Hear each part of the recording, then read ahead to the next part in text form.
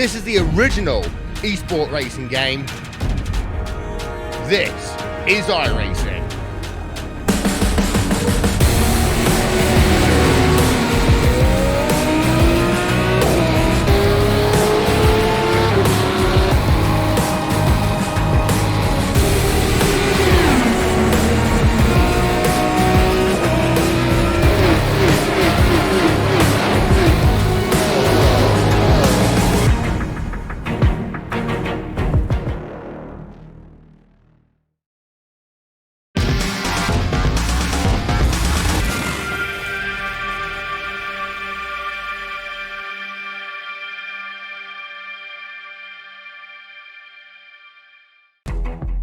"40 of the best sim racers.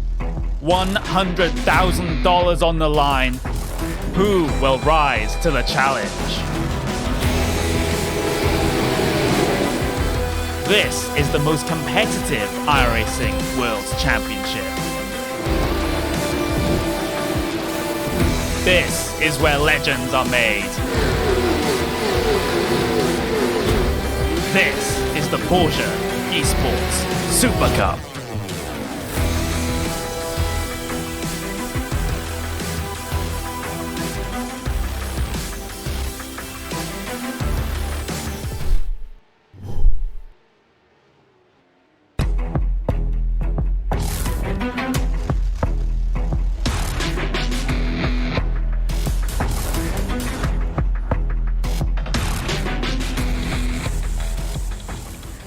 They say she changes when the sun goes down.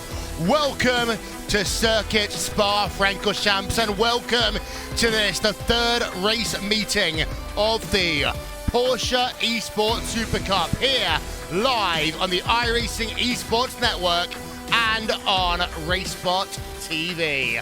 It's Will Vincent filling in for Paul Smith here today, who's a little bit croaky on the voice, joined as ever by Connery Maddock as we're into the twilight hours, almost here at Spa.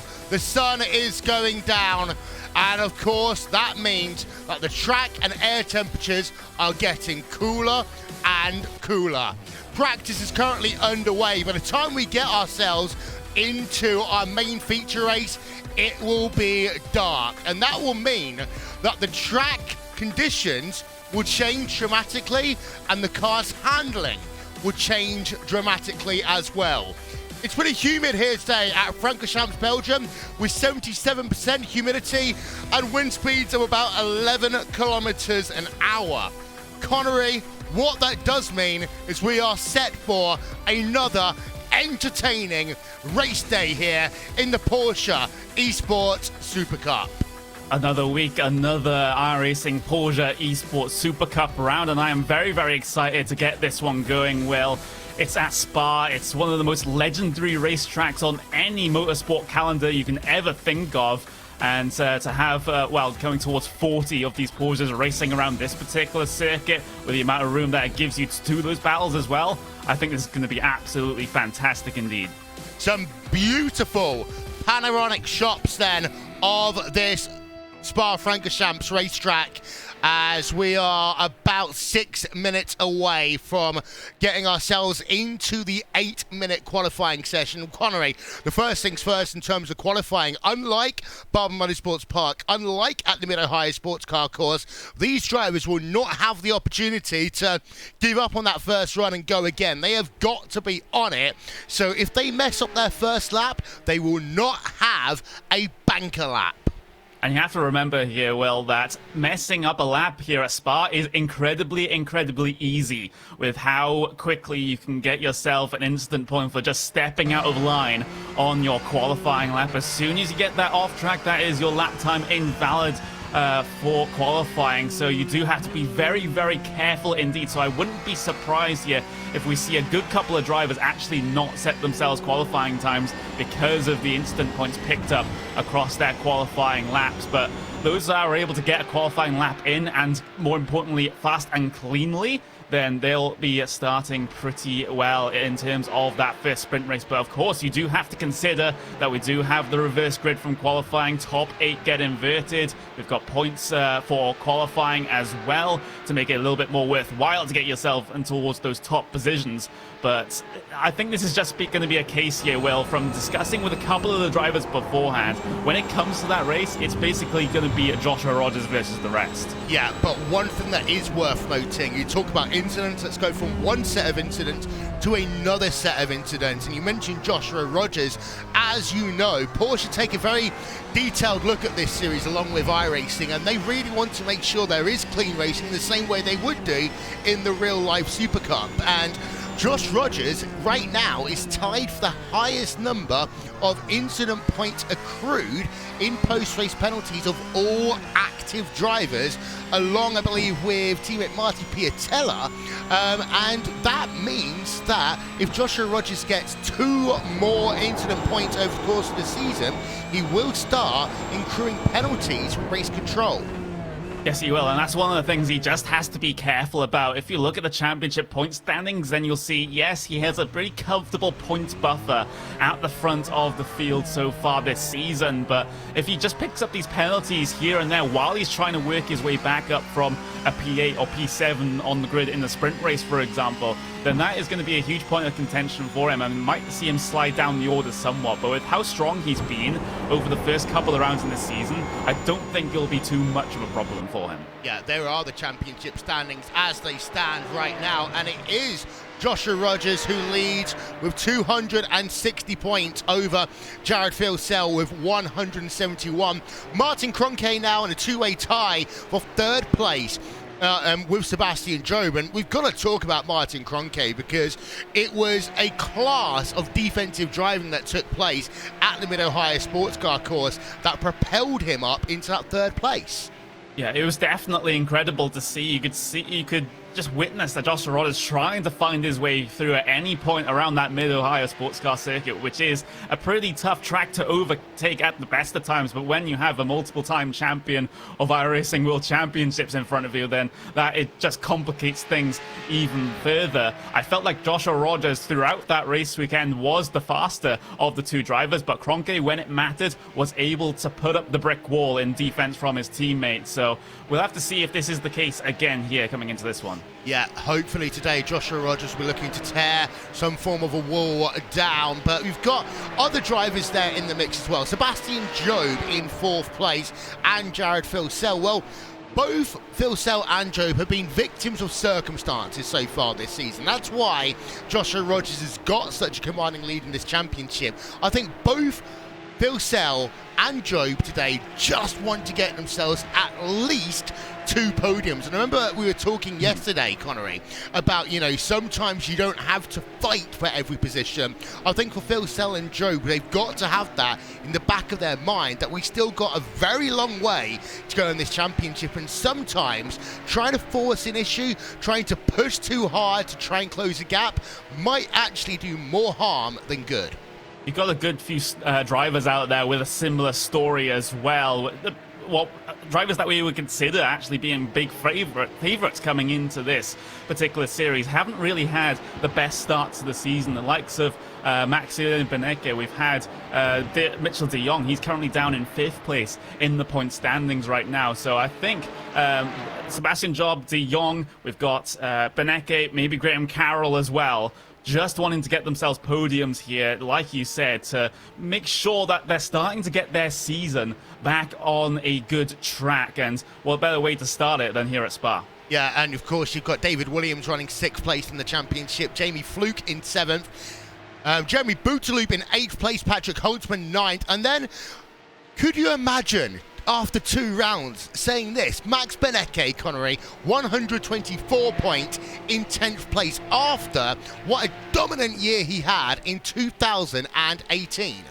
Yeah, he was basically one of the elite drivers, at least in terms of GT driving over the past year or so here on iRacing, but so far in this Porsche Esports Supercup, he hasn't really had that much of an impact. He's currently 4th place position in practice right now, so the times are starting to come together here for Maximilian Benecke. But when it comes to race time, then he's always been the one that's sort of been caught up into these little incidents here and there. Don't forget, when battling for the race lead at round 1, he got punted off by none other than Fredrik Rasmussen. So he's had a terrible, terrible start to the season, but he's got to get himself back into the mindset now that he can recover from this bad start.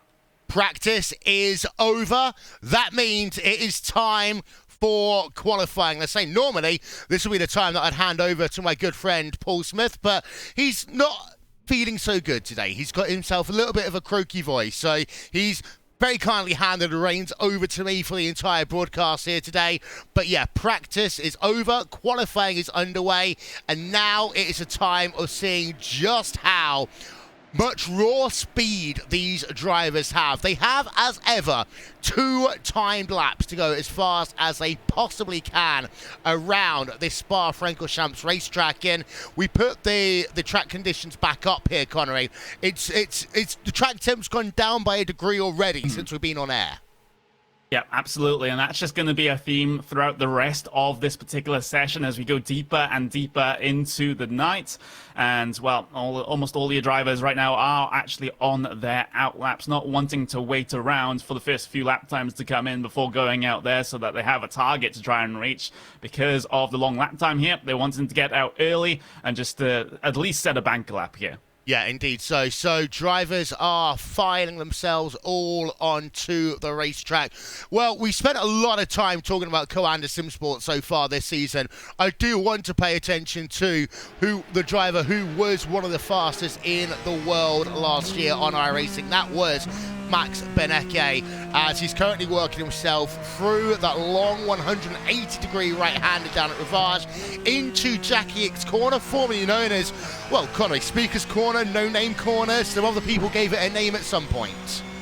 I know for sure we gave it a name at some point, but yeah, officially Jackie Ick's corner now into Pouhon. You can just see the last remnants of the sunlight starting to dip below the hills here in Belgium as Maximilian Benecke heads his way towards the Lafania chicane on his outlap. And it's important in these Porsches to get the tires up to temperature, but of course on this outlap you don't want to do that too much and push too much, because otherwise you'll start to overheat them coming onto your flying lap. So you do have to be a little bit careful here going towards the end of the lap, and then you can go 110% when it comes to that start finish line. Of course, we are using the Grand Prix pits here in this series, so the start finish line is where you're used to seeing it in things like the Formula 1 series, so that is not going to be a problem. But Maximilian Benecke heading his way up towards Blanchimont, shifting down for that one, down into 5th before he heads his way towards the bus stop chicane, and then he can get his flying lap started.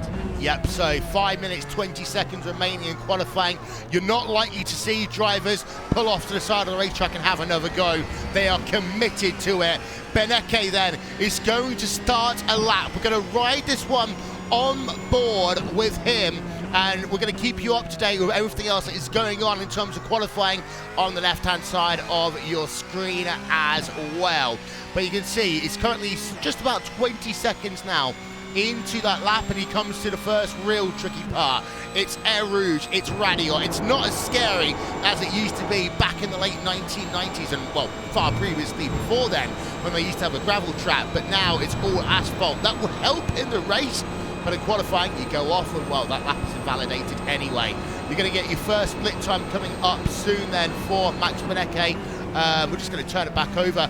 45 seconds now into the lap through Lacombe, the right, the left, and then it's that right again through Malmedy. And then it's that short little run down towards Rivage. And so far, this is what I meant by that term banker lap, Connery, because it doesn't look so fast, but Benecke, like many people know, first things first, I need to get onto the grid. Yeah, absolutely, and well, he just went through one of the corners where it's very easy to get that 1X, just on the exit of Jackie Ick's corner, No Name Corner, whatever you want to call it. That's particularly vicious if you run a little bit too wide there, the RSX system giving you a 1X, but he seems to have been able to avoid any incidents so far. Still continuing on his way up towards Lafania then. just drags that car in, hugging that white line on the inside before he changes target for the apex of the second part of that particular complex. And then he heads his way in towards turn 14, turn 15, the Stavalos. Gotta be careful on the exit once again here. You can't really dip too tight into the gravel there. You're playing with instant points, you're playing with actually losing control of the car as well. But now it should be a clean run for Beneke here all the way to the end as he heads through Bonchemont. Yeah, we're getting word in that Cronquet's on a lap that's about a tenth of a second faster. The first of the times are coming through. Rogers 2:20, 1:15. We're going to pick up his second lap in just one moment's time because Max Beneke is now heading himself in towards that right and that left for the bus stop chicane. He's going to complete his time. He's not going to go fastest by our projections. He's going to do a time of 2:20.3, and that will put him fourth for the time being. But there's still a lot of way to go on here. We've got ourselves on a lap, both Mitchell de Jong, who's just heading himself through the bus stop chicane right about now. He's looking to try and go fastest as he heads himself now down towards the start-finish line. 2:20.2, not fast enough to go to pole. He does, however, move up into third place. Cronquet's lap put him into the sixth position, just to let you know. But let's turn our attention then over to the driver of Josh Rogers. He heads himself now down in towards Rivage, Connery. Yeah, absolutely fantastic lap there as a banker for Joshua Rogers, and I wouldn't put it past him to actually go faster on this second lap. Absolutely crazy driver behind the wheel of that Coanda car, and credit where credit's due though, Jamie Fluke up into P2, only 1.5 tenths of a second slower than the leader in qualifying right now. That's a fantastic performance for him in this first phase of qualifying, but now the second phase is underway. The second flying lap's about to come in, and well, can anyone at all in this field remove Joshua Rogers from that first spot? Yeah, of course. First place in qualifying will mean with the inverted grid he will go to 8th position. He'll have to race himself through the field. It's worth noting, by the way, that Cronquet and Job shared a lap time. Cronquet got it to the 10,000th of a second. Graham Carroll in the number 21 Red Bull Racing Esports car was only 100th of a second behind the two of them. So the gaps from about P4 to P10 are absolutely minuscule right now. You've got yourself almost 8 drivers separated by 1/10 of a second. But here's Rogers then. Can he improve on that 2:20.115 as he exits himself now out of that final bus stop chicane, past the line, 2:20 dead. Absolutely fantastic. It's actually showing up as a 2:19.981 for Joshua Rogers, so he does go fastest, and he's joined on the front row by Martin Cronquet. I was about to have a look at Graham Carroll. He does not improve, so he falls down into 10th place. We've got 4 drivers yet to have set a lap. Kemal Franchak, Marcus Jensen, Kazuki Machine. We're actually now down to 3 drivers. We're looking at Marcus Jensen, who is one of them, in the Burst Esports car as he heads himself out of the bus stop chicane now, down towards the start-finish line. He gets in a 2:20.7. That puts him on the grid. I don't think Umashima's not going to get into the field, Connery. Oh, last minute there, you just saw Mitchell de Jong just solidify himself inside that top 3 in qualifying, just getting himself a couple more bonus points. We also had a late qualifying charge from Martin Cronquet up to P2 in qualifying, but we do have to remind everyone, this is just for points here in qualifying. The top 8 do get reversed, so we'll get ourselves all gridded up here for the first sprint race of this edition of the Porsche Esports Supercup. Yeah, indeed. So let's run yourself then through your starting grid. And it's an inverse starting grid, of course, your top 8. Patrick Holtzman, Red Bull Racing Esports team, gets himself pole position. Tommy Erskard, second place for VRS, Coanda Sim Sports. Jamie Fluke in third place for the Apex Racing team. Then fourth place will go to Sebastian Job. 5th place, Max Beneke. 6th place, Mitchell de Jong. 7th place will go to Martin Cronquet. 8th to Joshua Rogers. And from there on back, you'll see Alexander Thiebe in 9th place and Graham Carroll round out your top 10. The remainder of those results are going to come up on your screen for you right now. 35 drivers have entered into today's event. Connery, before we head ourselves to the green flag here at Spa, final thoughts? Fingers crossed that we get a little bit of a better rate of attrition on the first lap, especially when it comes to the start of these events. It has been pretty questionable with some of the driving that has gone on the first lap here for the past 2 weeks that we've run this series. But I think due to this being Spa, it's a track that pretty much everyone and their mother knows. It also is more suited to side-by-side racing than some of the other tracks that we've had on the calendar so far. I think this will be a little bit better than what we've seen previous. Yep, so the drivers are now headed on to that starting grid. We are waiting for the last few of them before we are ready to go. Green flag racing for what will be a 15-minute race here in the Porsche Esports Supercup. Patrick Holtman, front row then. There you can see your grid are assembled. We are green for 15 minutes here at Circuit Spa Francorchamps. The cars all storm themselves down towards La Source for the first time here. You've got side-by-side up front. Tommy Erskard was looking for that pass, and actually going off wide is Patrick Holtman. This could create a huge mess as they head themselves in towards Rouge and Radillon for the first time. But what is going to happen as they work themselves up the hill? It looks pretty clean for the first few drivers, and now it's just a case of who is going to get the best of the draft as they head themselves down towards Le Com. But Patrick Holtman has got the run, and behind them all stacking up, Connery. Oh, they're going 3 wide for P2. It's Sebastian Job on the outside line. We've got the car of Jamie Fluke in the middle there. We've got Tommy Oscar also fighting for position, heading their way through Le Com. Fantastic battling for the final podium positions here. Oscar still going side by side with Fluke. They almost touched doors on the way down to Ravage, and now in the background, Benecke is getting himself involved as well. 2 by 2, like Noah's Ark down into Ravage. There's a bit of door barging there as Fluke gets pushed out towards the outside through No Name Corner. They're still side by side behind Mitchell de Jong and Sebastian Job, but they all survive. They do survive. We've got big trouble behind, though. That's a Black Star Racing car that's been involved in that. That is Thomas Tutela involved, but we're going to keep the action out front, because what I wanted to talk about is because of all that side-by-side battling, we've already got a 1.7 second advantage from P number 1, Patrick Holtman, to Tommy Erskard et al. In the main pack. But we're on board right now with Max Benecke. He's already started flashing the headlights. And there's one other thing that's worth noting as well. For the first time, I think all season long, Joshua Rogers has lost positions at the start. He's lost out. He's now behind Graham Carroll. He's had a fantastic start to this event. So Joshua Rogers, for the first time this season, Connery, is going backwards.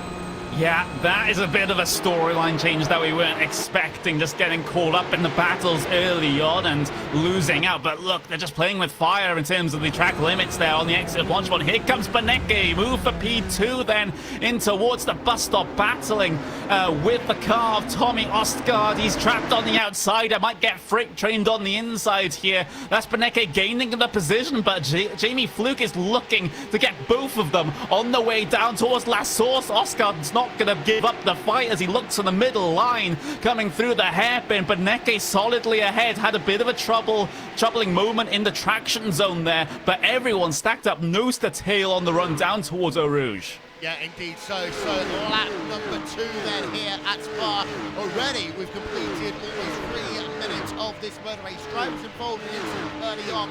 Antoine Hichela, Niels Coach and Yao Vaz as they work themselves now back towards Le Com. Once again, let's go on board. Yeah, we've got ourselves on board from the Erskard, and there is Sebastian Job looking to the outside. Oh, look at the contact there as well. And that's going to create a huge moment there, and that is one driver, Alexander Feeb, and Benecke. It is Benecke who's involved in that one. So Max Benecke has had himself another moment this season, and he just cannot catch a break. Let's get the replay up and show you what happened here to Max Benecke. This is all coming down the hill, and from the rear here of Max Benecke as he comes in. It all starts when he just gets a little bit of contact, as it all started, I think, with Sebastian Job, and it just escalated from there, Connery. Well, Sebastian Job went into the side of Jamie Fluke a little bit, then Jamie Fluke made further contact with Maxime Benecke on the brakes down in towards Le Com. So that is my particular assessment of that situation. It does mean, once again, we were talking about this in the pre-show, well, Maximilian Benecke not having a great start to any of these races so far, and it seems like that theme's going to continue here in this one. You'll have to try and search for something come the feature race. Well, try to finish well in the sprint race first and foremost to get yourself the grid position, but still, it's going to be another race from behind from Maximilian Benecke. Patrick Holtzman has pretty much checked out in terms of the front of this field. He has a 2.5 second gap over the cars behind. It actually extends up to 3.2 seconds just as I'm talking about this. So he has a huge amount of clean track ahead and behind him to take this sprint race win. But the podium positions up behind, those are definitely undecided.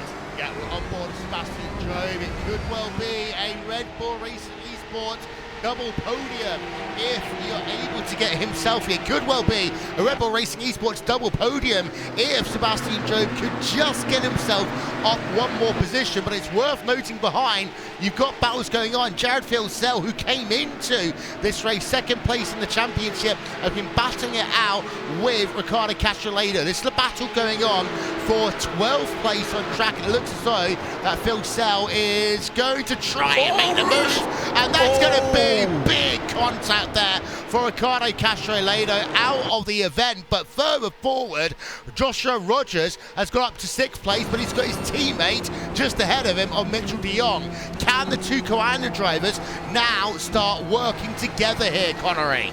Well, they have to if they want to gain any significant points for this sprint race and have themselves a good grid position for that 30-minute feature race. Down into Boravage this time, you can see how stacked up this battle is for the final couple of podium positions. It's Jamie Fluke at the front of this train trying to break away, and he does have a decent buffer back towards Tommy Erstgaard there. Sort of second in line in the train, but it's Sebastian Job here right in the middle with VRS kind of Simsport cars all around him. It's a bit of a sketchy situation for the British driver here. Yeah, and he's got his teammate about 4 seconds up the road from this. So Sebastian Job, he's going to have to play his cards carefully. Remember what I said earlier on, sometimes it is better to just keep a position rather than trying to force an issue to move forward. That might be running in the ears for Sebastian Job right now after he's had a bit of an up and down start to this Porsche Esports Supercup campaign. Let's show you a top 8 very quickly as we can finally catch a breath. It's Patrick Holtzman leading by 3.2 seconds over Jamie Fluke.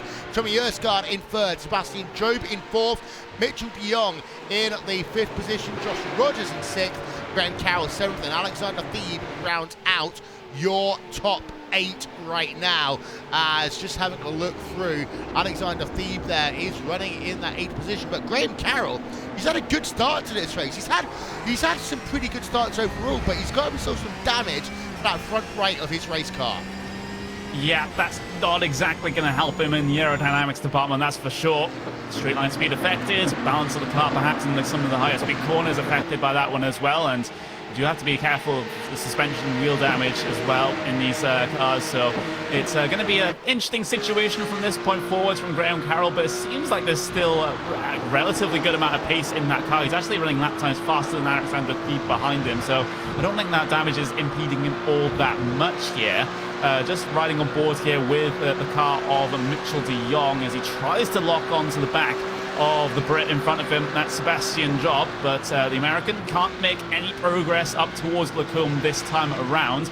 But, well, this is a sprint race. You do have to be making these moves early. You can't just sit and wait for all too long. Yeah, and it's also worth noting that the finishing order for this race will determine the starting order for the next race here. So it is worth noting that if you do manage to get the positions here, it will make your life easier when you get into the featured race. So right now it would be the driver Patrick Holtzman who is going to be on pole position for race number 2, then Fluke, then Erskard, etc. et al.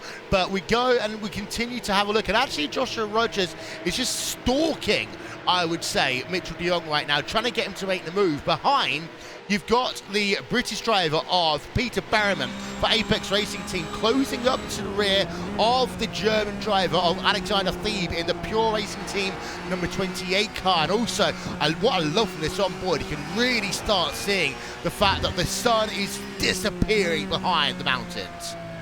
Yeah, darkness is soon approaching here in this round of the Porsche Esports Supercup, heading their way through Curve Paul Fair 10-15 of this circuit. Important to maximize your exit out of there. It benefits you all on the run all the way down to Blanchimont, and we might be seeing a move for P3 soon, because we do have Sebastian Job that's sort of positioning himself for the launch out of Blanchimont, and here he comes actually, if we can get a view of this one. Down towards the bus stop, here comes Sebastian Job, outbraking move on the outside line. If you get this right, you have the inside for the second apex, but he's overcooked it a little bit too much. Now door to door, literally so, with Mitchell de Jong as they almost get in a tangle off of the bus stop. Across the line then, they'll take this battle all the way down towards the last source hairpin. Sebastian Job still on the outside, and that de Jong almost door banging again on that inside line. Still door to door on the run down the hill towards Eau Rouge. Who's going to back out first? Well, let's have a look as they come down in towards Eau Rouge, and it's going to be staying side by side all the way up the hill, and it's going to be Sebastian Job wiggling, and they're going 3 wide, 2 of them off track, and Sebastian Job, I think, was just getting out of the gas pedal. He's going to lose a position as a consequence of that one, but that was mighty, mighty scary. I want to get ourselves another look at this as we go 3 wide in towards Lecom, but they go 2 wide. It's fine, it's fine. Mitchell de Jong, though, versus Graham Carroll, they are still going to continue to battle, so we're not going to get that replay of Sebastian Job, unfortunately, but it's de Jong and Carroll and Rogers in there in the mix as well, and Rogers is battling for P number 6. They work themselves down in towards Ravage, and they continue to go 2 wide as they 2 deep almost. This pack are not giving an inch as they come into the Jackie X corner. Rubbing is racing, it seems to be, all of a sudden as they work towards Pouin. It is Sebastian Job is able to hold on from Rogers, and now Rogers got Alexander Thebe and Peter Berryman right on their back tail. Oh, what a battle here in the middle of the top 10, but it's going to be someone spinning in the background. That's Peter Berryman looping it out of Pouin after contact with one of the other drivers. It didn't quite catch that one, that incident that has involved Peter Berryman there, but I think this is still not going to be the end of the battle in the middle of the top 10, well, because we do have Joshua Rodders still in the fight. He did lose a good couple of positions in that little fracas at the top of Eau Rouge and heading down the Kemmel Straight. But the thing is, with 2 laps to go, next time they head their way across the line, you can see there's a little bit of damage to the front end of Joshua Rogers' car. That might neuter him somewhat, but he has 2 Red Bull Esports drivers ahead of him that he might be able to do something about. He had a bit of a look previously, but look at that. That's going to be Sebastian Job pushing wide through Blanchimont. That's going to compromise his lap time a little bit and allow Rogers to lock onto the back of them once again. Yeah, so the top 8 has changed. Holtzman, though, continues to lead away. Tommy Erskard right now is in 3rd place in that number 1 car, hunting Jamie Fluke, and it looks as though that these 2 drivers are pretty safe for a podium because of the fact that Mitchell de Jong, 2.3 seconds behind him, has got a ton of drivers behind. He's got Graham Carroll and Sebastian Job. Job falling down from 3rd place all the way down into 6th position. But then you've now got Joshua Rogers putting the pressure on Sebastian Job as they head themselves up the hill once again. Rogers got some damage to the right-hand side of that car. I don't know who that was involved with, but Rogers, of course, has got to be careful. He cannot make the big, bold moves, because if he does any more, he will start incurring penalties in future races, and we saw a switch there almost. Sebastian Job and Graham Carroll, but it seems to be that you've got the 2 Red Bull Racing Esports drivers probably just thinking, okay, what can we do to get to Mitchell de Jong in the 2 laps we've got remaining? Yeah, that possibly would be the plan, but there's also a point situation to be concerned about here. Sebastian Job doing better in the standings than Graham Carroll, so that might have been negotiated for that particular reason as well. It's surprising we see team orders this early on in the championship, but there we go. We've also have the case that Carroll does have quite a bit of damage to that car that might be slowing him down, so I think the more likely option here, Will, is that they've just released Sebastian Job, not for points reasons, but because Graham Carroll is not getting the maximum out of the car as a result of the damage that he has. Yeah, Joshua Rogers, he had a little half look into the final chicane that last time by, couldn't do anything as they now come down into Stavelot.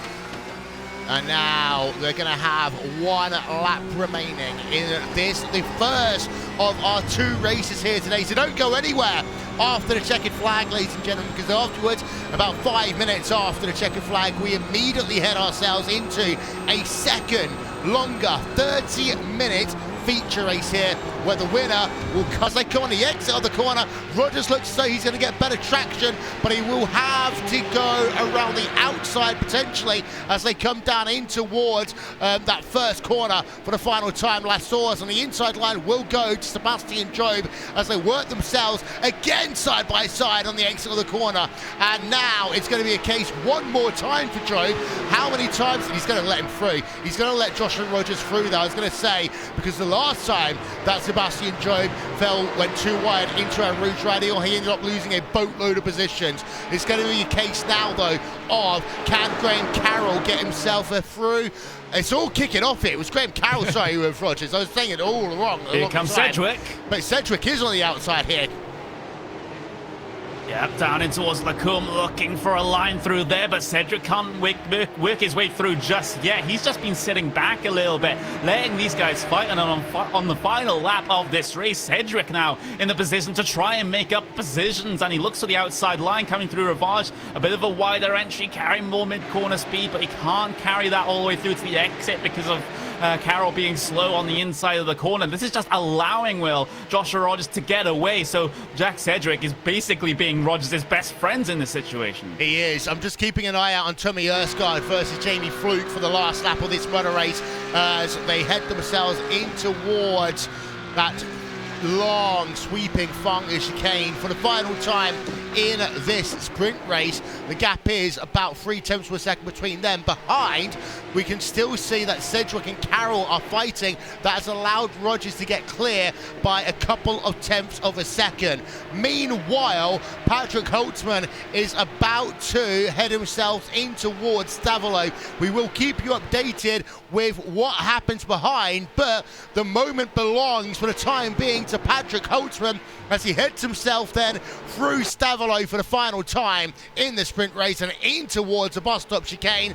The winner of your heat race will be the Red Bull Racing Esports team driver, the German of Patrick Holtzman. Behind, it's going to be Jamie Fluke coming home in second place. Right on his tail at the end was Tommy Erskine. Fourth place, Mitchell de Jong. Fifth place, Sebastian Job.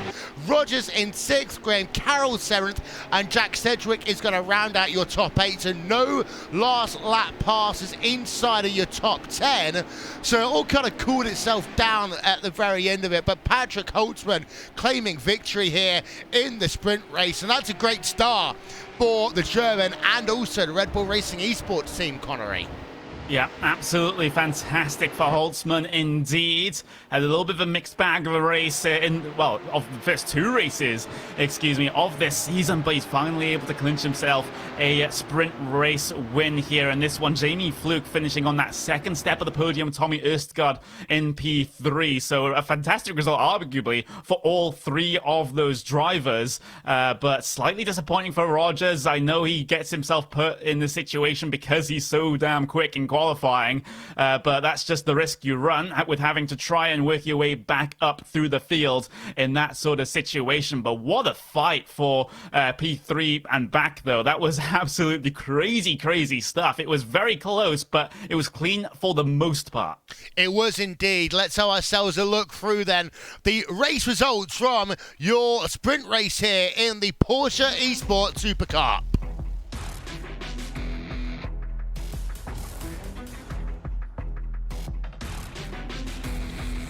And it was Patrick Holtzman for the Red Bull Racing Esports team who claimed victory, a dominant margin actually, of 3.2 seconds over Jamie Fluke and the Apex Racing team car. Tommy Erskine in third place, Mitchell de Jong in fourth for Koan Simsports, and Sebastian Job rounds out the top five again for Red Bull Racing Esports. Koan Simsports and Josh Rogers, well, he was in the wars. He was as low down as P number 9, but finishes in P6 with damage. Battled it out with Graham Carroll in the latter stages of the race. Carroll ends up coming home in 7th place after previously giving a position away to his teammate. Jack Sedgwick in 8th place for Supercup NX Racing. Pure Racing team in the 9th place, and that's Alexander Thiebe and Gregor Hutu, Team Redline, rounds out your top 10. 11th place will go to Jared Filsell. He came in today into the championship in second place. He finishes 11th place for the Apex Racing team. MSI Esports, their highest placed driver, Alejandro Sanchez from Spain. Jeremy Bootsloop and that Frenchman came home 13th for Crown Sim Sports. Crown Sim Sports also P number 14, the American of Bobby Zelensky, and the Greek driver Apash Gergis. Max Beneke finishes P number 16 after another early race incident. Kim Ellis Jr., Marcus Jensen, Peter Berriman, and Marty Piatella round out your top 20. There is the remainder of the result. Now we head ourselves into a 30-minute feature race, and as I said before, $1,000 on the line. Yeah, $1,000 for getting yourself a feature race win, and it's going to be Patrick Holtzman on pole position once again for it. But the question for him is it going to be as easy for him to break away from the rest of the field as it was in the sprint race? The only reason why he broke away in the sprint race is because everyone was trying to battle side by side, every which way, everywhere on the circuit behind him, and he was left unchallenged at the front of the field. If Jamie Fluke or Tommy Østgaard gets a good start here, then he might be in a world of hurt and he might drop back. Okay, so we've got ourselves about 2.5 minutes before we head ourselves down to the starting grid for our second race here this afternoon. I tell you what, that was a fantastic first race that we were thinking about, but there are some drivers here, Connery, who are thinking, what do I need to do to catch myself a bit of a break? Are you talking about Beneke by any chance? Beneke, a couple of others along the way, maybe? Yeah, maybe. We also had Phil Sell with early issues as well, so it's not an ideal situation for many drivers out there here today, but Beneke starting P16 for this one. That one's going to be a tough one to take on the chin, considering his performance so far this season. And as I said at the top of the broadcast, he was one of the favorites coming into this one, but can't seem to get things going. And I think for this race, best case scenario, he ends up finishing inside of that top 10. I would say that is a job well done, but it could have been so much more, and he has to just be perhaps a little bit more careful when it comes to the opening couple of laps of a sprint race, for example, where everyone is fighting around you, everyone's being very frantic indeed. But at the same, the other side of the coin is that if you're passive on the first few laps of a sprint race, then you're just going to be losing track position. So it's really hard to strike that balance between being aggressive and also race conservation as well.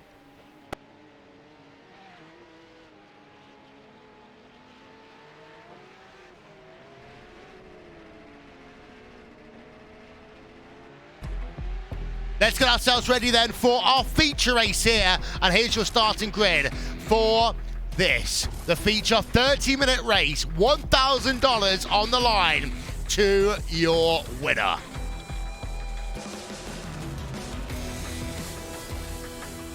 And it will be Patrick Holtzman who starts on that front row of the grid here. So just having a little bit, there we are. Patrick Holtzman, front row of the grid. Jamie Fluke finished about 3 behind him in that first race.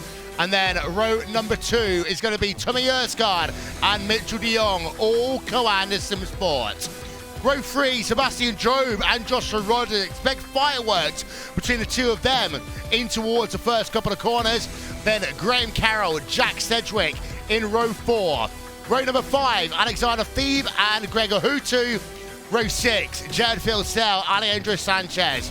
Row 7 will be Jeremy Bootsloop and Bobby Zelensky, as we are going to get ourselves ready then for racing in our second race here today. Those lights are about to go on the gantry and we are going to be ready to go racing. The lights are flashing on the number 49 car or Jamie Fluke already, but we are set. Lights are on all of the cars Lights are off on the gantry. We are racing for the second time now here at Circuit Spa Francorchamps, and this time, of course, it's far darker. These drivers are going to have more grip on their tyres. That might make them a bit more bold. We've got one Commander driver way off early. That's the number 24 car of Mitchell de Jong, but as they head themselves down in towards Air Rouge Radio for the first time, it's going to be a case, I think, a little bit calmer, we hope here, Connery, as they head themselves up the hill.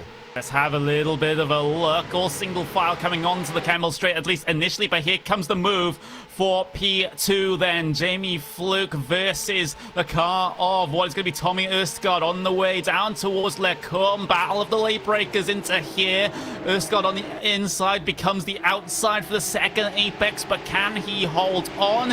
He does hold on for Malmedy, but the thing is, Fluke was looking for a bit of a cutback move down towards Rivage, and now Sebastian Job is looking for the outside. You can see him on the left-hand side of your picture. Job so heavy on the brakes around the outside with the 180-degree right downhill right-hander, and that's Job getting the position in towards No Name as well. Fantastic move from the Brit. Yeah, good early start then for the British driver. Sebastian Job works himself back up into the podium. He was seeking in the sprint race here, as it has been pretty calm. We've had four drivers out. Kemal Franchak, Niels Koos, Jel Vaz, and Pat Gergis here earlier on. There's lots of battling going on, by the way, down in the mid-pack as well. Jared Filsell and Gregor Hutu have been going at it, but I want to go and I want to have a look on board with the driver of Mitchell de Jong as they head themselves out of this corner, because Mitchell de Jong started off, of course, on row number 2, Connery. He's fallen down into the 6th place. He's got his teammate Josh Rogers behind, who of course came into this leading the championship, as Max Benecke's also had himself a good run up 4 places, but I'm wondering whether de Jong might just let his teammate through at some point early on here.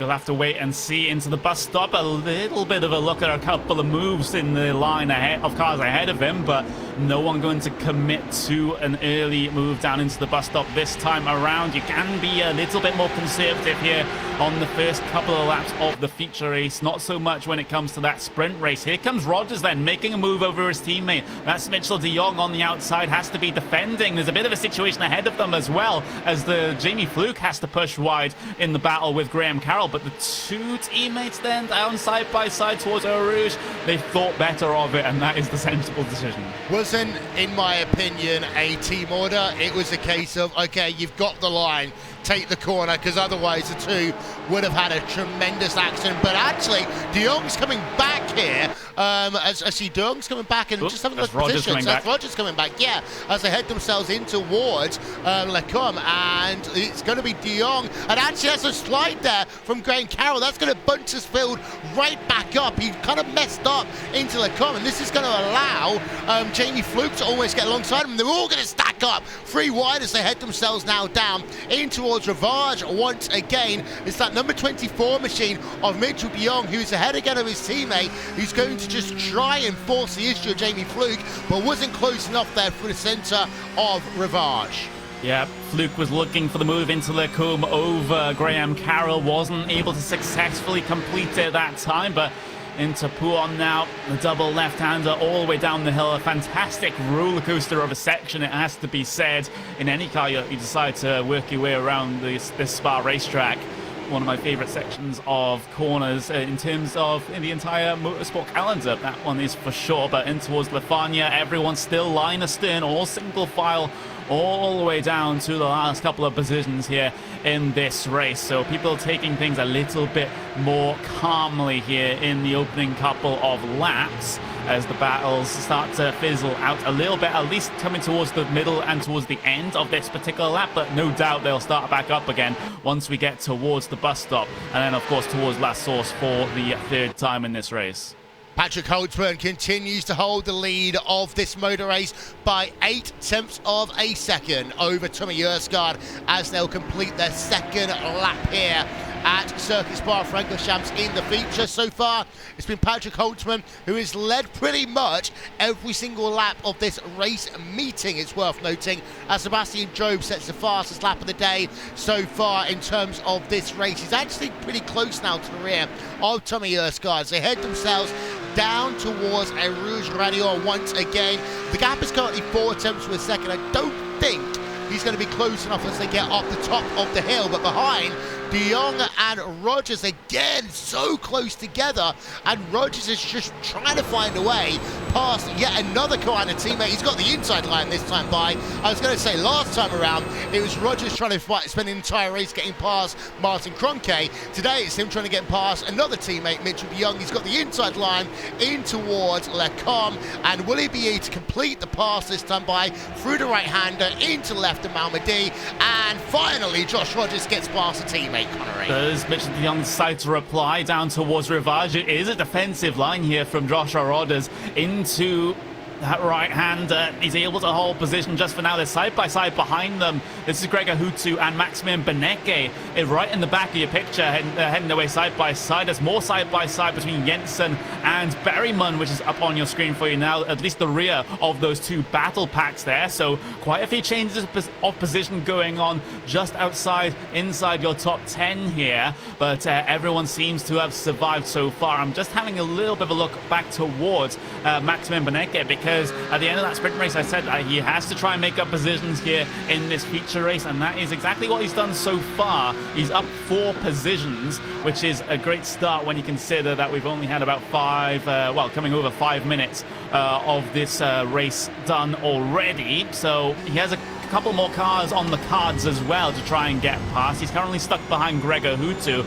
but then you've also got Phil Sell, Cedric V, De Jong all in the line ahead of him. So it's potentially, I wouldn't say easy pickings for Maximilian Beneke, but the potential is there for him to get himself a good couple of points from this race still. Yeah, I'm just having a look. It was Marcus Jensen who had a moment down in towards Pouin a couple of moments ago. Max Beneke, he's not quite close enough to make the pass happen then over Gregor Hutu as they get themselves on the exit of the bus stop chicane to start another lap here at Spa. Sebastian Job, he's closed about half of a tenth of a second, shall we say, over Tommy Erskard. So he's making inroads, but nothing that magical just yet. I think the saving grace of Tommy Erskard right now is the fact that he's still in the toe of Patrick Holtzman, Connie. As soon as Holtzman kind of breaks that toe, I think Sebastian Job's going to find it far easier to close up to the rear of that number 1 Norwegian Carolina Sports driver. Looks like the gap sitting around about 0.4 of a second between P2 and P3 right now, Oscar and Job, as they head their way into the braking zone for Lecom. It does seem that Job is closing up bit by bit by bit here. There's a battle further back, though, that we've just caught the end of there. That's Gregor Hutu versus Maximilian Beneke, and look how frustrated Maximilian Beneke is. It's the universal driver signal of, please get out of my way. I think you take the word please out of that, and I think you're completely correct. It's get out of my way now. And they were side by side as they headed up the hill. Hutu, he's been a master at that corner over the years. I've seen so many times when he's been on the outside line and managed to make it work. He's a master of the Lacoon complex, and very few people has ever been able to get past him over the years of the iRacing World Championship. And well, Hutu's running in 11th place right now. He's got himself Max Beneke behind him in 12th, Bobby Zelensky 13th, Jeremy Bootlik 14th, and Alejandro Sanchez there in the MSI Esports car, rounding out your top 15. Just to give you an update, by the way, you've had Ilka Happana and Darren Narkowski, who've both been on towards pit road with some form of issues. Niels Koch, Pas Gergis, Kamal Franczak, and Yao Vaz are all classified for the time being as out of the race. I want to talk about Jared Filsell. We talked about his frustration so far here today, Connery. He's in 10th place, a bit like Max Beneke. He's been on a recovery mode drive pretty much all day long. But right now, Jared Filsell is looking about 0.3 of a second behind Cedric. Cedric, in turn, is looking to try and get past Alexander Feed. Top 10 still all stacked up by all means. You can just see that on the picture they have on your screen now. Same with the vast majority of the rest in the midfield as well. So these guys going to be battling perhaps very closely coming towards the end of this race, but we still have 20 minutes to go in this one. Beneke still not able to make a move over Hutu just yet, and Hutu's doing a fantastic job trying to defend this one. It does mean that he is actually losing track of the likes of Philcell and Cedric ahead of him.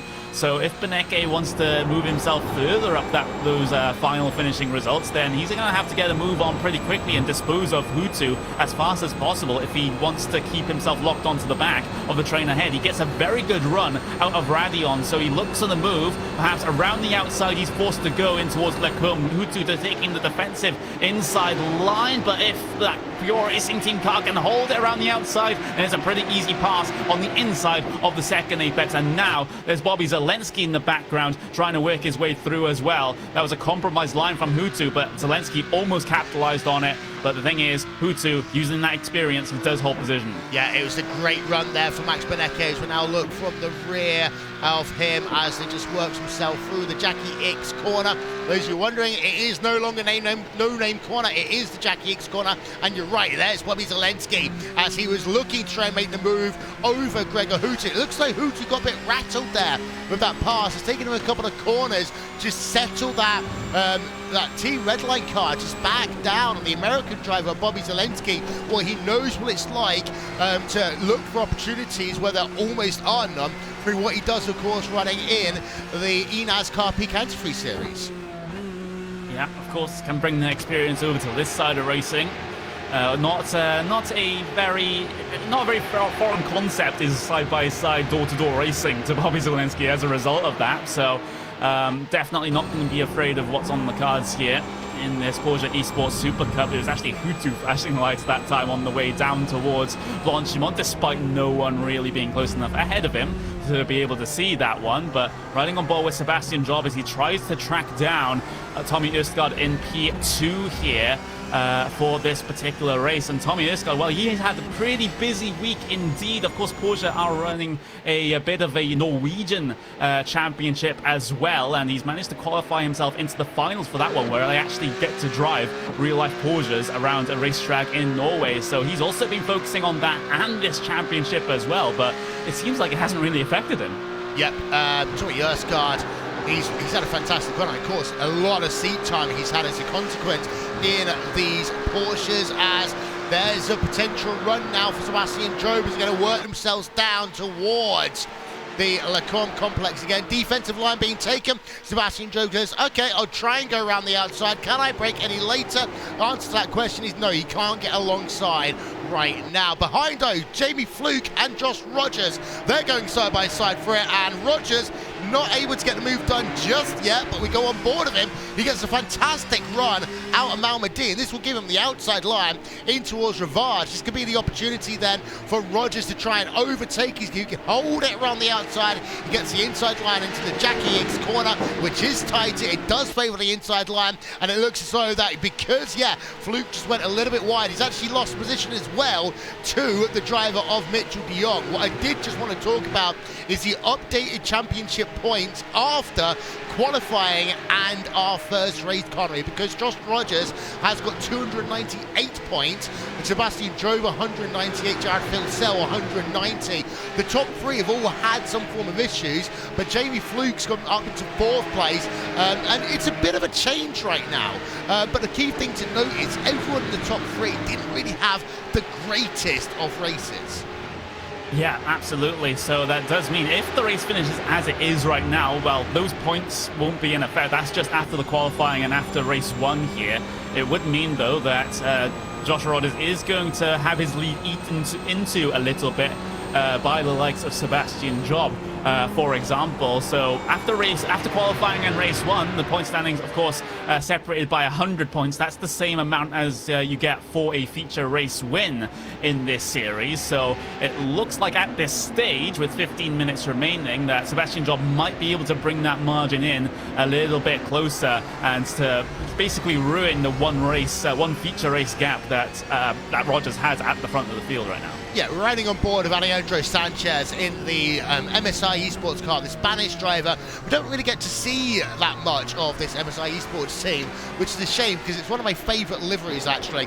Just in the wave of Coanda and Pure and Red Bull Racing Esports, it's nice to see a very unique colour scheme as we see in that number 47 car. But he's putting the pressure on Jeremy Bootley, but hasn't really been able to do anything. He's going to cut away from him and go on board with Jack Sedgwick as he looks then to try and make a pass over Alexander Thebe as they work themselves now in towards Lacombe once again.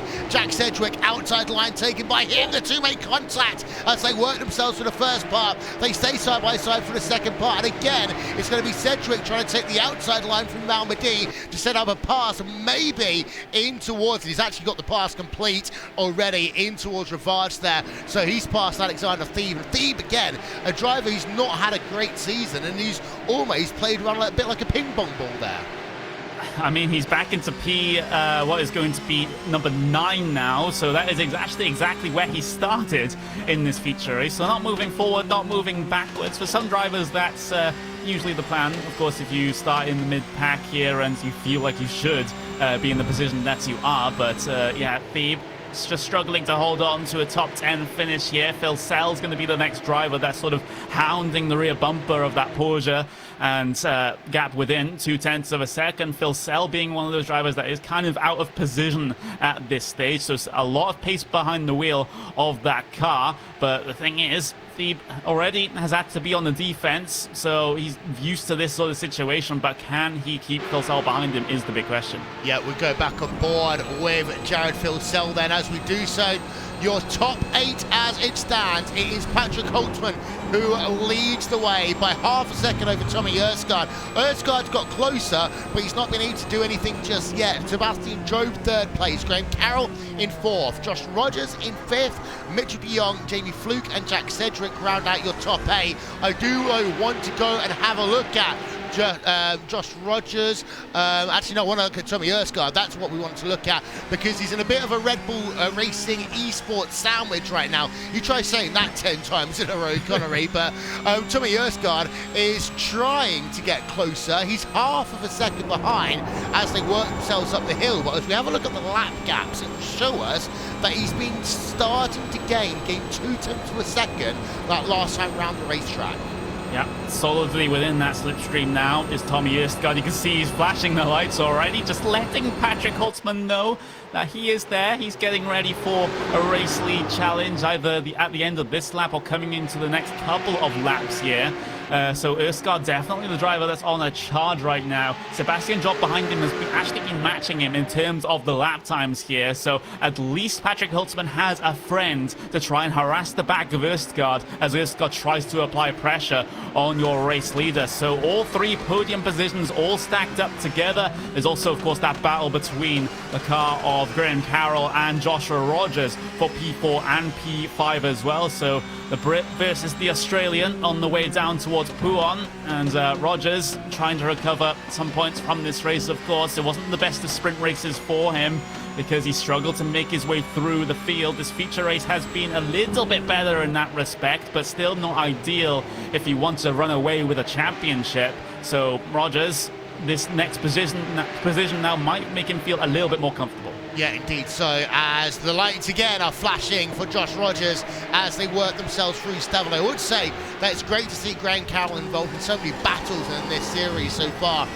Graham Carroll is such a talented driver, the Scotsman, but we didn't get to see much of him in the World Championship Grand Prix series over the last couple of years. Josh Rogers is almost alongside by the time they even get in towards Blanchimont. Look at that one, but the thing is, it's single file through Blanchimont, and now Rogers' momentum's almost bulk. He's going to have to go around the outside in towards the bus stop chicane. What's going to happen here as they're coming into the corner? They are side by side. Are they going to make contact? The answer to that is no, but they're going to stay side by side at the exit of the corner. Graham Carroll does get the better run. He looks as though he will probably be clear by the time they get themselves in towards that first corner. But meanwhile, Sebastian Jobe, you're right, he's got himself past Tommy Erskard, and what a wiggle between them.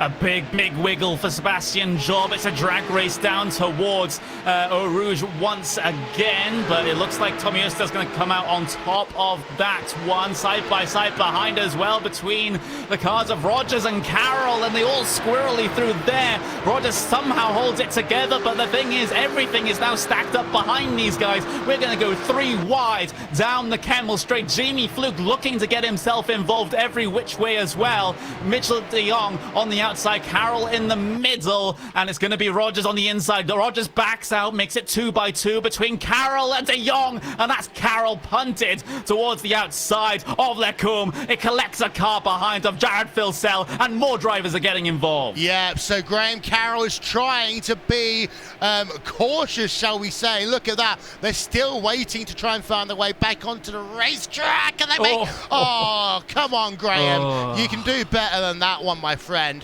But we get ourselves another look at this one, because it's been a crazy minute, and it all started around here with Sebastian Job and Tommy Erskard. But then immediately, if we go back, we can see 2 wide as they head themselves up the hill.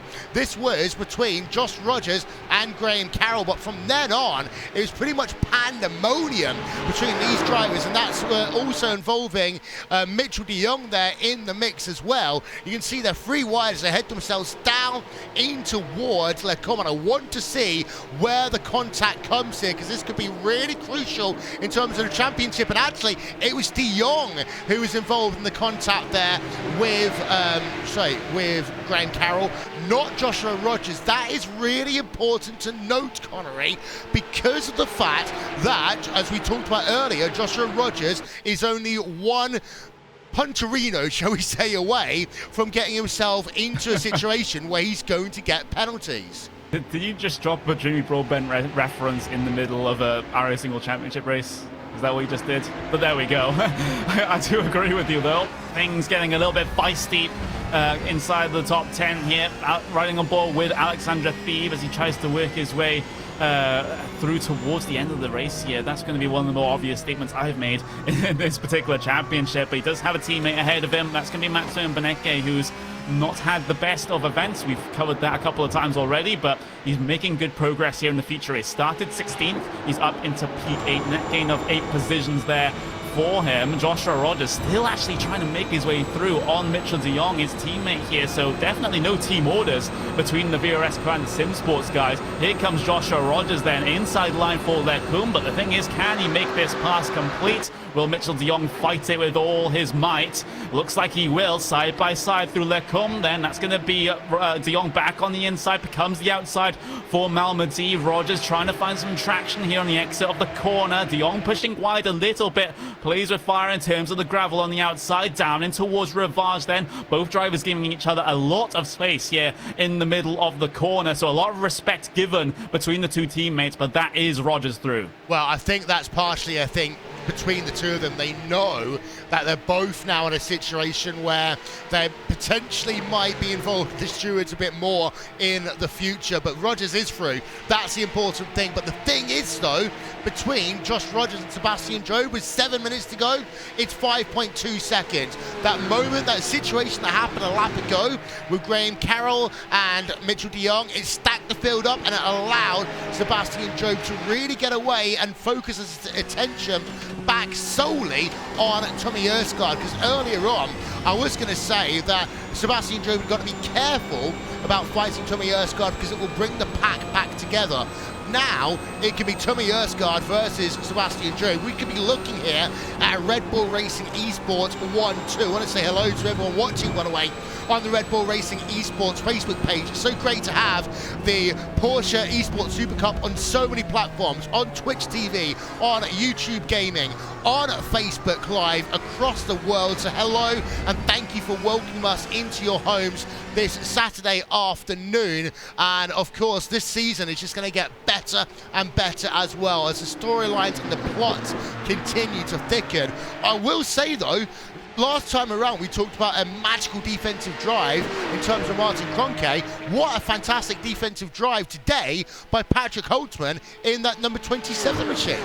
I would hold that thought just for now, because Tommy Erskard hasn't really been close enough to be able to challenge your race leader. Holtzman has just been managing this gap between P1 and P2, which takes a whole different skill set of its own. I do agree, but now Østgaard going to be in the position here, not going to go for the dive bomb just yet in towards Lecombe. He has about 2.5 laps to try and make this pass work, but the thing is, he has his windshield full of Red Bull Racing Esports. He has his rear view and wing mirrors full of Red Bull Racing Esports as well. They'll definitely try to make his life hell. Østgaard, the lone survivor here at the front of this, well, the lone Coanda survivor, excuse me, in this particular battle for the podium positions. But the thing is, with 2.5 laps to go, he does have to get a move on if he wants to take the feature race win here today, and $1,000 in the bank as well. Yes, indeed, sir. And of course, there are prizes as well. $500 for second place, $250 for third place driver as well. So each of these top 3 drivers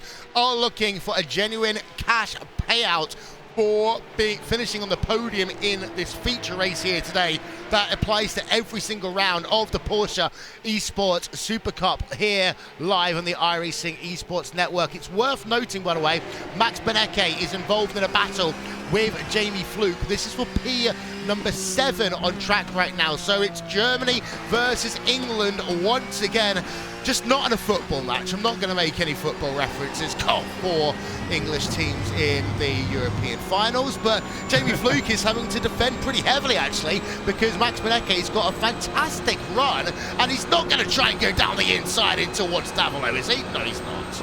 No, not in the inside towards Blanchimont there either. That's what I meant. Maximum Benecke, there's been a bit of a situation behind them, but we'll stay with this battle because they're going side by side. Benecke down the inside of what is going to be the car of Jamie Fluke there, coming through the bus stop. Fluke will look for a line off the complex, though. He's able to bring it relatively close on the way down towards La Source. Again, flashing of the lights, but we've had Job spin around from P3 in this race. He has to wait, and that is horrible there for the British driver. He has to wait so long to let all of these cars back through. Thankfully, the track is quite wide there on the historic pit straight, excuse me, so he's able to do so a little bit quicker than otherwise. But the thing is, that is an unforced error again from Sebastian Job. How many times have we seen it throughout this particular championship and the qualifying series as well? He has a habit of this. Just look at that. Yep, there's a replay of Sebastian Job. Let's get ourselves another one, shall we, from up above. This is in towards La Source. No contact there. I just think he might have just had to brake, lock the wheels a little bit. Back end slips out. Yeah, it just slips out on the exit there. And he's lucky that he doesn't hit anything, but he just had to sit there and wait. And as a consequence, well, he's no longer going to be $250 richer.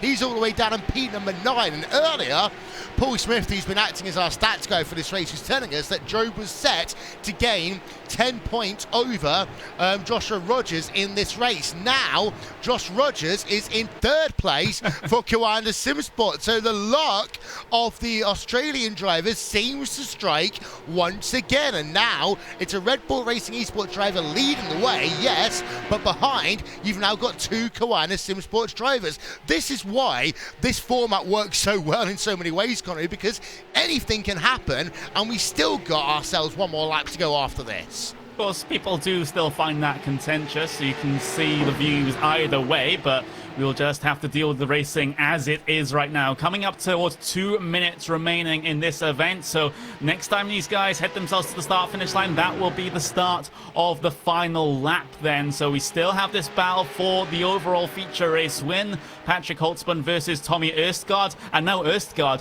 Sebastian Job behind him spinning, is actually gifted him an opportunity here because he's not going to be feeling any pressure from behind anymore. He can just focus on the car ahead of him. They'll come across the line. White flag going to be flying here, so that's the final lap of this race going to be at this one, and in towards La Source. Østgaard not going to be close enough. I think he's just got to size himself up for a move now, get that run up through Radion and make the pass complete coming up towards the Lecombe chicane. But the thing is, even if he gets that move complete, there are still opportunities later on in the lap for Patrick Holtzman to make his way by, the main one being down into the bus stop. You can just see Tommy Østergaard trying to get the good run out of Radion. He does have a pretty good one at that. You can see the weaving that Patrick Holtzman is doing, trying to break the draft, but here comes Østergaard then. Defensive inside line taken from Holtzman. Østergaard looking for a move around the outside. They go door to door for the feature race lead here on the last lap of the race. Østergaard outside line for Malmedy, and he gets the traction off the corner as well. He gets position, but this isn't over yet, Will. It isn't, as they've got themselves half a lap still to go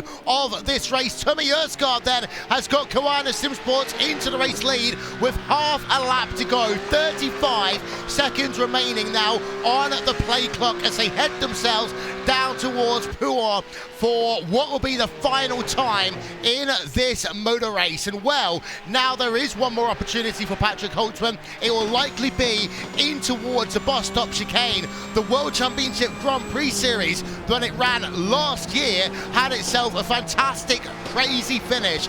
Are we going to see the same thing here today in the Porsche Esports Super Cup? The clock will expire in 5 seconds from now. In towards Stavolo they come. In towards Curva Paul Freire they come for the final time. There is confirmation. This is the final lap of the motor race, but I don't think Patrick Holtzman is anywhere near close enough. He might have just used those tyres a little bit too much, used everything he had to stay in that race lead. Tommy Østergaard waited until the very last opportunity to try and make a pass. It's going to be a big long back from here, but no, he's not. Patrick Holtzman taking the safe option and is going to settle for second position. But what that means is your winner here today is going to be Tommy Østergaard in your feature race, and he's going to make himself $1,000 richer as a consequence. Tommy Østergaard is your victor here in our feature race for VOS Koana Simsports, the Scandinavian driver.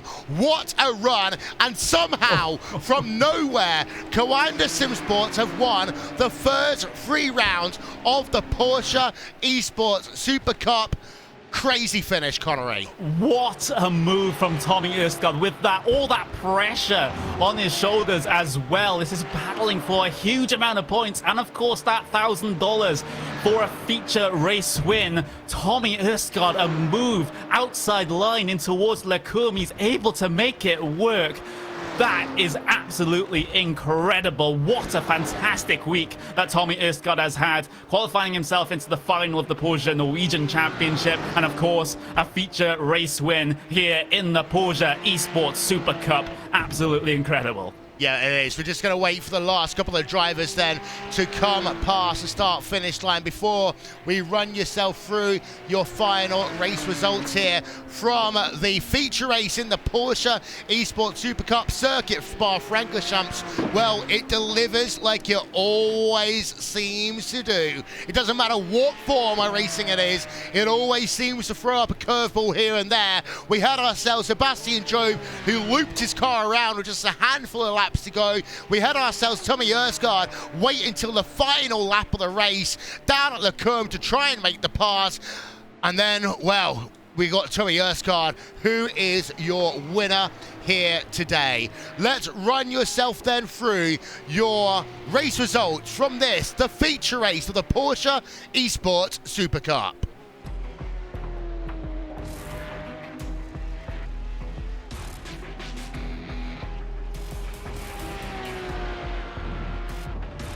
And it is Tommy Østergaard for VRS Koana Simsports who claims himself victory by 6 tenths of a second over Patrick Holtzman and the Red Bull Racing Esports team. The podium is finished off by Joshua Rogers, who was lucky to inherit that podium position, but he's had himself some luck and some skill along the way here today. Great battles he had with his teammate Mitchell de Jong, who comes home in P number 4.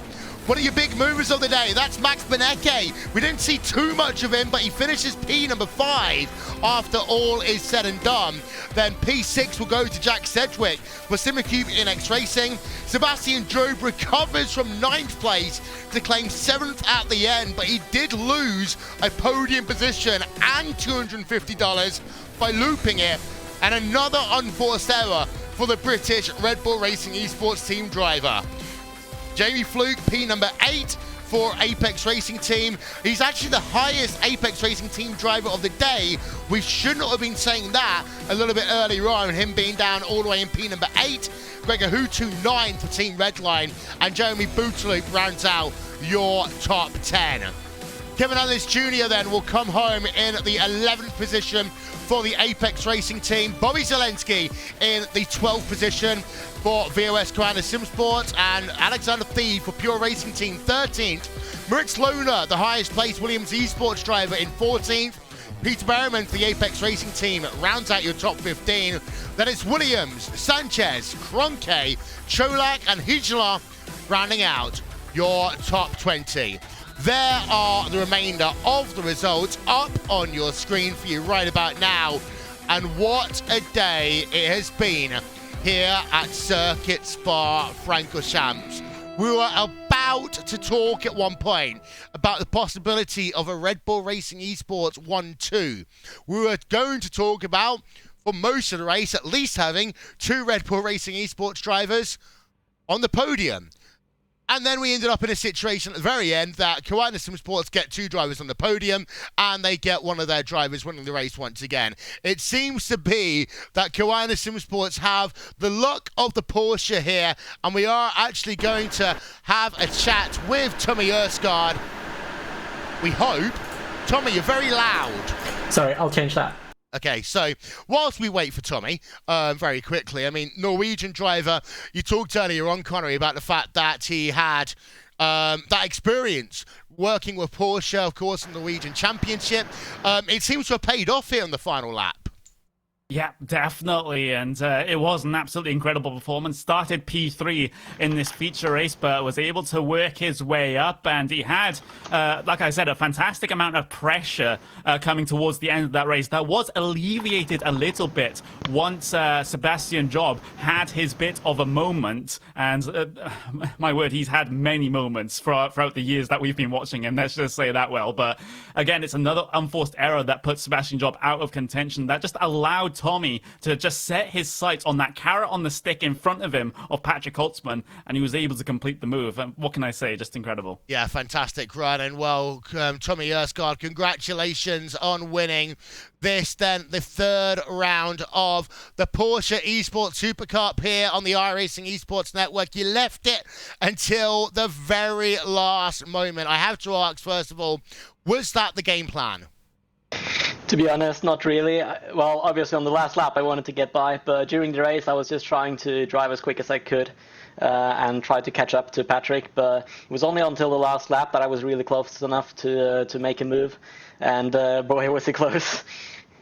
Well, the racing here at Spa, we talked about it throughout the day. The fact that it started off in the late afternoon, it finished at dusk into the night. How did that affect the balance of that Kawana Simsports #1 car? The car felt amazing during the whole stint, to be honest. I could brake really late compared to Patrick, and I just had a lot of traction all the time, so the car was planted and felt really good. So big thanks to the team for setting the car up for this week. Well, the situation's been now 3 races in a row. Kawana Simsports have managed to get themselves victories in here. At any point in the first 25 minutes, did you actually believe that you could get the victory here, especially when you were battling out with Sebastian Job, who was right behind you as well? Coming into this weekend, I've not had enough practice or pace in practice actually to feel anywhere near confident. So coming into the weekend, I thought that maybe a top 15 would have been really nice. So I was really surprised after the qualifying to be that far up. And then in the main race, I knew Mitchell, Josh, everyone behind would be really quick. But if we could get some gaps, then perhaps I could fight for the win in the end. And yeah, what can I say? Just, yeah, lost for words. Well, next time out, it's another weekend, it's another race, it's another double set, or treble set even, shall we say, of opportunities to get yourself points. We go to Circuit Gilles Villeneuve, which is one of my favourite tracks in the world, to be honest, but it's a track which is very, very narrow at points. And of course, yes, you got the Wall of Champions, but you've got so many danger points on that track as well. With the close quarter racing we've seen this season, are you worried about anything at all at that track? I can't wait for it, to be honest. I love the track, and I like races like that. That's one of the things I've struggled with a bit at Spa, because you have all these off-tracks sections where you can go just a little bit wide and you get an off-track. If you do that at that track, you'll be penalized a lot harder, and I prefer it that way, to be honest. So I'm really looking forward to it, especially after this race. Well, before we let you go, shout out sponsors. Who gets it done for that VRS Sim Sports team? I have to thank Virtual Racing School, VTech Motorsport Parts, and SimQuip, and Andvern Design, and of course you guys for having the awesome broadcast. And I also want to thank Neil Ridderford at iZone Drive Performance, who's helped me prepare mentally for this race. Well, thank you very much. Tommy Erskard then finishing with the victory, and of course is now $1,000 richer as a consequence. We've got Joshua Rogers, who's, we say somehow, he finished on the podium, Connery, after a mixture of hard driving and also a little bit of luck along the way. He stood by with you. Yeah, absolutely. Joshua Rogers, championship leader coming into this one, and championship leader coming out of it as well, and still a bit of a points buffer. Josh, it wasn't the race wins or the P1s, P2s that we perhaps have started to come to expect from you. No pressure, of course, but just to talk about that sprint race first of all, because it seemed like you were in a little bit of a roadblock there towards the bottom half of the top 10. Just take me through exactly what happened. Yeah, for sure. Hey guys, I think in the sprint race, honestly, my main focus was just to try and stay as clean as possible. There was a few times, especially on lap 1, where I just conceded the position to Graham. I knew he was aggressive, so I didn't want to really force the issue too much. Thankfully, I was a little bit lucky with that incident that happened in Lacombe to gain some spots. But yeah, at the end of the day, mainly for me, it was just trying to keep it as clean as possible. You know, I think might have to do something about my qualifying, but when you're coming through the field and in a series as close as this, you know, it's not always easy to keep out of the accidents, but yeah, you know, at the end of the day, in that sprint race, we tried to push forward as far as we could while keeping it clean, and you know, I think P6 was about as much as we could have asked for in that one. Yeah, it was then a great drive coming into that feature race as well, and you got yourself a podium, a surprise podium, it has to be said. At the end of that one, it seemed like the top 3 completely and utterly checked out from the rest of the field, but we had that late race moment with Sebastian Job spinning out and promoted you up to P3, and, well, before that, Sebastian Job, second in the point standings, would have made the points margin at the front of the championship standings a little bit slimmer, but somehow now you have extended that advantage at the front. That's absolutely incredible. So you feeling comfortable with the points buffer being the way it is over the amount that you get for a sprint for a feature race win, if I get my words in the right order? It seems like you've had one of the most ideal starts to a season that one could imagine. Yeah, I guess one could say that, but I think, you know, in a series like this, again, it's so close, anything can happen, so I think you can never become complacent and too comfortable with what you've got. Obviously, for me, now it's just a matter of trying to stay as consistent as possible. You know, if it means I have to concede a few spots, that's perfectly fine. You know, I think staying alive and finishing races in those kind of top 5, top 7 kind of regions is what's going to at the end of the day, gain points. You know, there's a lot of times where you see some going hyper aggressive, and then yeah, obviously it will pay off, but it doesn't always pay off like that. So yeah, just trying to stay as consistent as I can and move from there. But yeah, can never become complacent with that points gap.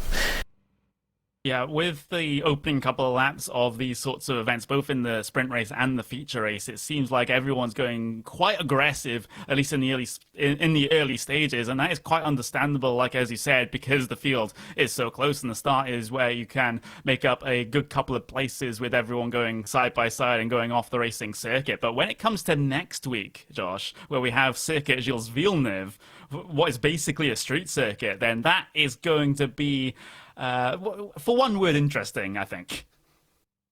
Yeah, for sure. I think Montreal's always known for as the battle with the slowdowns. So I think as long as you just keep it clean and even drive 85% around there, it's going to make the world a difference in terms of finishing in a solid result. Or especially tonight, there was I think from kind of P4 back to P10 or something, there was a huge train. So you imagine if there's a train like that at Montreal, you get a few seconds worth of a slowdown and you go from P4 all the way back to P13. So it's going to be a race of attrition, that one for sure, trying to keep it nice and clean. And it's like you said, the street circuit, it's very, very narrow, and to put moves on, you're gonna have to be quite ambitious. So we'll see how it goes, but with being a little bit like a supercar track, I think I'm one that normally likes the curbs. I feel comfortable with them, so we'll see how we go. But yeah, just gonna go into that one with the same mindset as we came into this one, and just try and keep it as consistent as possible.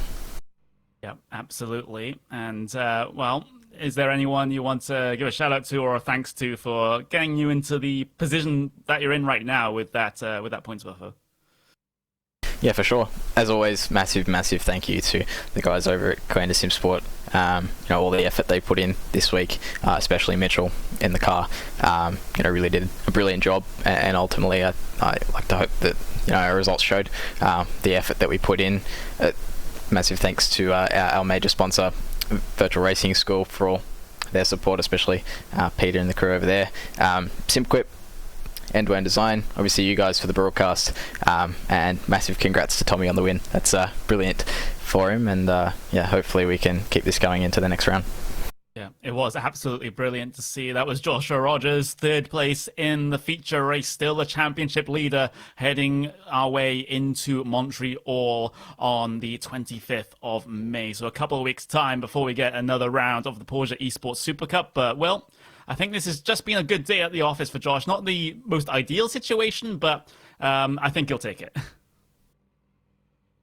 Sometimes that's all you need, a good day in the office, because actually you're not always going to have a great day at the office. Sometimes just pulling through, being able to put the virtual car to one side, take a walk, and sit back and relax is all you need. And actually, sometimes it's better than having a situation where you end up crashing. And so many drivers in this series already have had races thrown away either of their own accord or others' accords. And, it's one of these things. Getting podiums here, as I said, from day one, is what is going to get you championships. One person who didn't get a podium, unfortunately, here today is the driver of Mitchell de Jong. That's not Mitchell de Jong. That's Josh Rogers there. There you are. Mitchell de Jong. Hello. Hey, how's it going? I'm not too bad. It's been an interesting day for you once again, hasn't it? Yeah, no doubt. In the end, the result was relatively okay for the circumstances that we had on the track. It was honestly just carnage. I didn't really know what to do. I tried to set someone up for a pass, and then someone would look to the inside, and you lose that run, and then you have to fight them. It's hard to find that line between being patient and being aggressive, especially on a track like this where draft has such a huge effect on moves. So we got the little clip into turn one that set us back pretty far. Would have been interested to see if we had kind of like slotted into that fourth or fifth spot early on, to see where we would have ended up. Maybe joined Tommy and Patrick and Sebi towards the end of the race, but that didn't really happen, so kind of had to fight with other cars and just make the best of it. We had that incident with Graham, which I hate that happened to him. We want some clean racing, and unfortunately that didn't really go well, so I hate that happened for him. But yeah, in the end, we collected some points. Trying to be consistent. That's the best we can do. Mid-Ohio was a rough one for us, so we're just trying to bounce back. Yeah, we're going to put the championship standings up on the left-hand side of your screen, and we're going to see the fact that you are still fifth place in the championship, 247 points. That puts you, and my maths is really bad, 121 points behind your teammate Josh Rogers. We've still got a long way to go in this championship. We're only 30% complete. But are you starting to worry about things like potential penalty points? Are you starting to worry about the attrition rate and the fact that you having to work to race through the field in this series at all? To be honest, incident points I'm not too worried about. These incidents happen like we had today, and you'll collect points here and there, just by simple mistakes. But we're relatively clean right now, so for me that's not a worry on my mind. And this series is just going to be about consistently finishing well.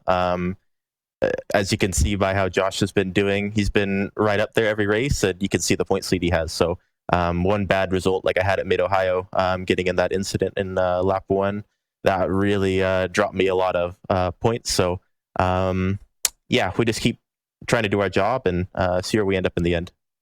Yep. Next time out, we go back to North America. We go to Montreal, Quebec, and the Circuit Gilles Villeneuve. It's a track through which, as I said a moment ago to your teammate Josh Rogers, is very, very narrow at points. And, of course, it's very easy to focus on one specific corner, but I actually want to think about that first sector in the sprint race. I mean, what are you going to do to survive? Yeah, that's one that we need to put some thought into, and I've been avoiding that thought in my mind until this race was over. That's a crazy track for any type of racing.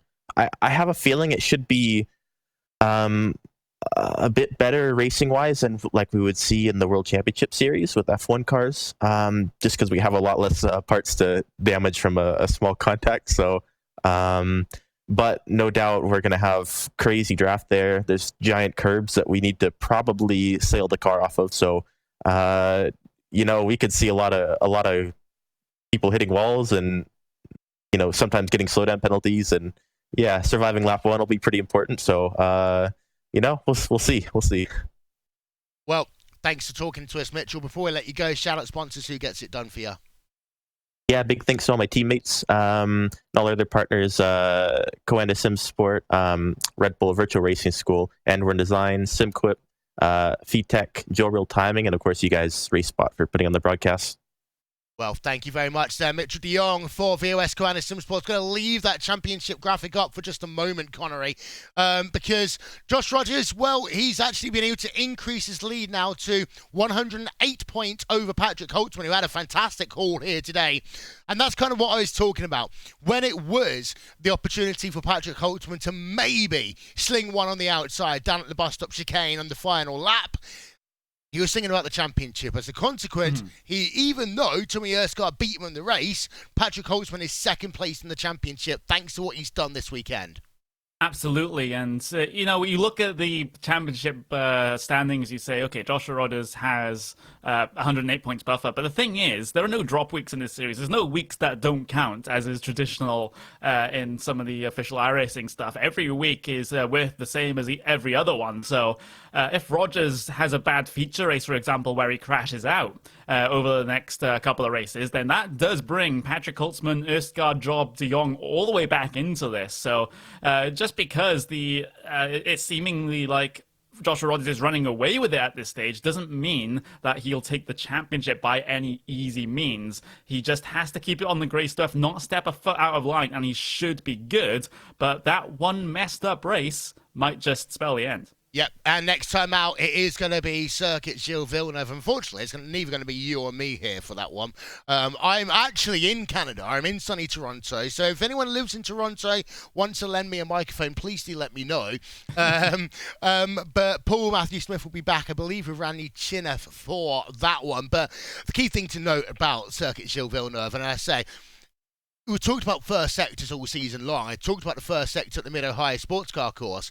It's going to be even crazier than that because you have that left into the right, which in the years gone by in Formula One has had so many incidents. I remember Jean Alesi being up in his roof at one point. Then you've got yourself a very short run where the track narrows down into the first chicane, and it is almost too wide through there. I say the word almost because you've got two thick walls on either side. Of course, that's where Olivier Panis once broke both his legs in a crash when you had a big situation like that. And realistically, it's almost if you need to have a safety car until you get themselves to about the end of the second chicane.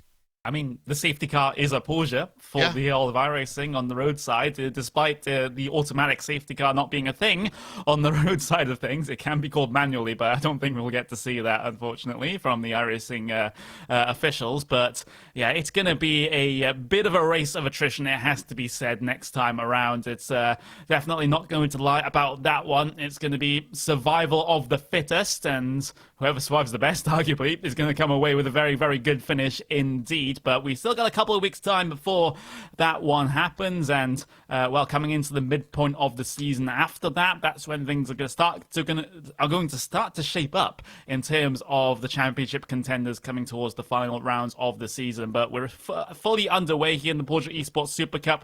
We've had some fantastic racing. We had that last lap pass from Tommy Østgaard in this one, which was absolutely brilliant indeed. Could be a sign of more things to come as well. Yeah, of course, next Saturday it is going to be a stacked doubleheader with the next round of the VRS GT iRacing World Championship, as well as the greatest spectacle in all of sim racing. It is the 10th running of the iRacing Indy 500, and if any Indy 500 in the past has been to go by, it's going to be crazy. By the way, that race has never ended under caution in the broadcast race. Just going to tell you that one now. That, however, is all we've got time for here from the third round of the Porsche Esports Super Cup from Circuit Spa Francorchamps. I want to say thank you as ever to Isran Balau, TrackCams22.com, as well as to And One Design and the guys over at Aptioneering. The IN80VO is what we call him, Simon Grossman, and also to Nick Thiston for RaceSpotTV, live timing and scoring.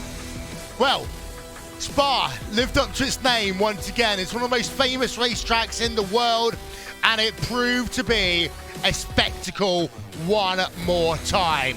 In a couple of weeks' time, we'll be heading ourselves over to Circuit Gilles Villeneuve, and if you think the racing's been crazy so far, who knows what will happen when we head ourselves next to the Olympic rowing basing from the 1988 Olympics.